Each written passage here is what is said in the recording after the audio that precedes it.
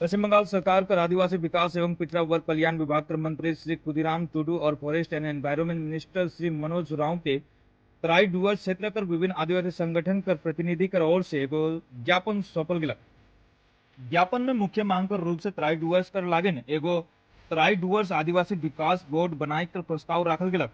प्रतिनिधि मन कर कहना है कि इस क्षेत्र कर आदिवासी समाज वर्तमान में विभिन्न विकास बोर्ड कर दायरे से बाहर है।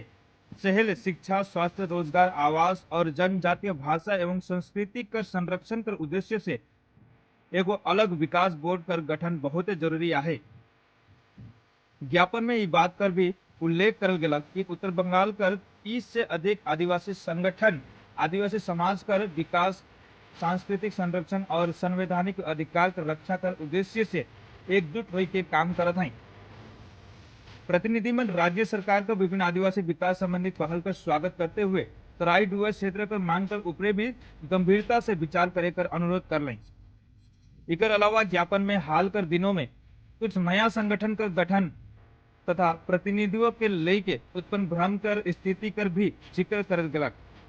इस संबंध में सरकार से निवेदन करल गेला कि सरकार वास्तविक और सक्रिय आदिवासी प्रतिनिधि कर साथ कोऑर्डिनेशन करके विकास संबंधी निर्णय के आगे बढ़ाओ।